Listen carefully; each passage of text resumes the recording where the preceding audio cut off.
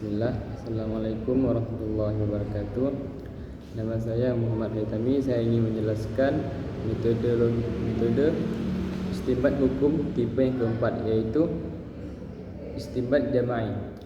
Baik, yang pertama ada pengertian istinbat jama'i, yaitu istinbat jama'i adalah metode penilaian hukum Islam yang digunakan dalam konteks bermazhab manhaji yang melibatkan mengikuti proses pemikiran dan prinsip-prinsip hukum yang ditetapkan oleh seorang imam. Istinbat jama'i juga merupakan proses pembahasan dan penentuan hukum oleh sekelompok ulama, pakar, dan spesialis dalam rangka melakukan ijtihad untuk mengambil keputusan hukum. Metode ini digunakan ketika bermazhab secara qauli, yaitu mengikuti pendapat para ulama yang sedang mengalami kebuntuan.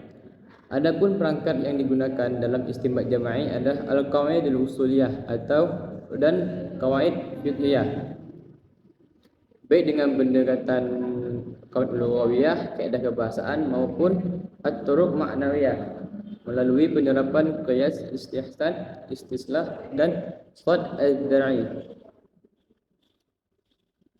Mengenai pengertian istinbat jama'i di lingkungan Nahdlatul Ulama sendiri, terdapat dua definisi yang berbeda. Yang pertama yaitu pada keputusan Munas atau Musyawarah Nasional Alim Ulama Bandar Lampung. Istinbat merupakan upaya mengeluarkan hukum syarak dari sumber hukum melalui perangkat al-qawaid usuliyah dan qawaid fiqhiyah. Pada keputusan Muktamar Nahdlatul Ulama ke-31, Donohu dan Munas atau Musyawarah Nasional Alim Ulama, istinbat jama'i didefinisikan sebagai upaya mengeluarkan hukum syarak dari sumber hukum melalui perangkat al-qawaid usuliyah secara kolektif. Baik, yang kedua itu ada perbedaan antara mazhab qauli dan mazhab manhaji. Apa itu mazhab qauli? Mazhab qauli adalah mazhab yang difahami sebagai pendapat fatwa seorang mujtahid atau mufti dalam memutuskan hukum fiqhiyah. Dapat pula diartikan mazhab qauli adalah produk hukum yang dihasilkan oleh seorang mujtahid yang kemudian dikokohkan sebagai pedoman oleh para pengikutnya. Misalnya pendapat Imam Syafi'i tentang kewajiban niat dalam melaksanakan wudhu. Nah, pendapat Imam Syafi'i tersebut selanjutnya disebut mazhab Syafi'i. Bermazhab secara qauli tidak selamanya bisa dipertahankan sebab pengambilan keputusan hukum atau produk hukum oleh seorang imam atau sekelompok imam mujtahid tidak terlepas dari situasi dan kondisi yang melatar belakanginya seperti budaya, sosial, geografis, dan lain sebagainya. Sementara zaman terus berubah dari tahun ke tahun dan dari waktu ke waktu.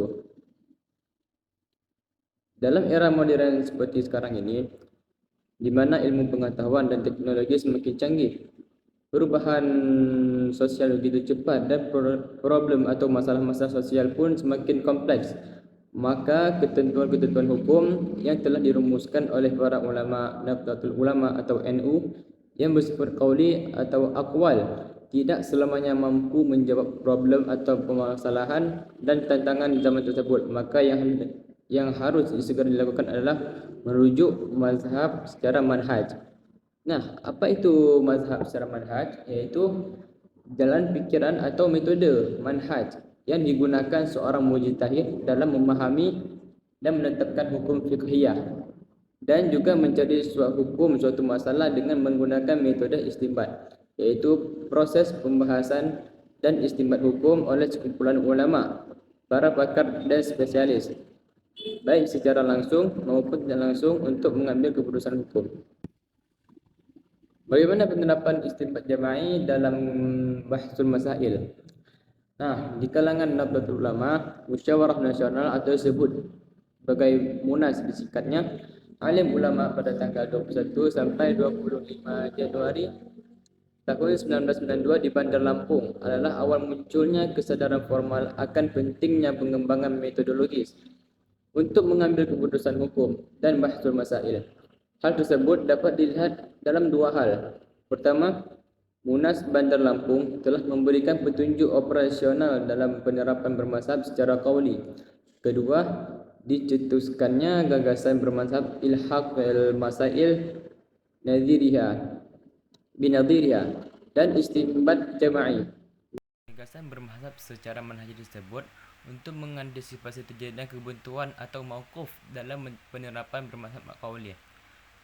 Menurut Kiai Haji Sahal Mahfud, pada mulanya kata istinbat di kalangan Nahdlatul Ulama digunakan untuk menunjuk pada kegiatan para Kiai Nahdlatul Ulama atau NU dalam menjawab persoalan keagamaan dengan cara menerapkan secara dinamis pendapat fuqaha.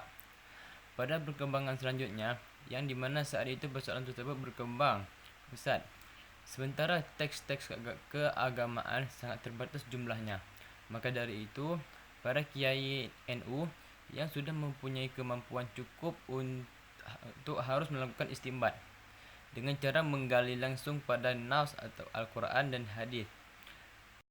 Para Kiai NU menambah kata jama'i setelah kata istinbat, sehingga dalam melaksanakan istinbat, para Kiai NU merekomendasikan untuk dilaksanakan secara bersama-sama.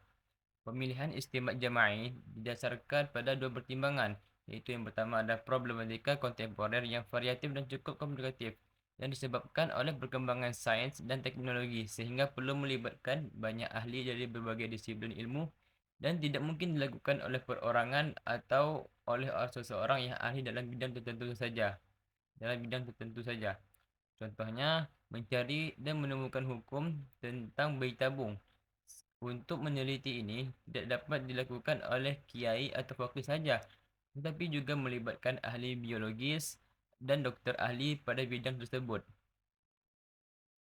Yang kedua, itu terjadinya spesialis atau takhasus keilmuan pada diri para ulama dan di lingkungan NU.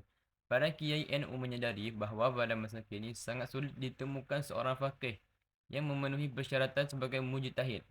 Dengan istinbat yang dilakukan secara jema'i, sejumlah persyaratan istinbat seperti penguasaan bahasa Arab, fikih, usul fiqh, tafsir, hadith, maka akan terpenuhi. Mungkin itu saja dari saya.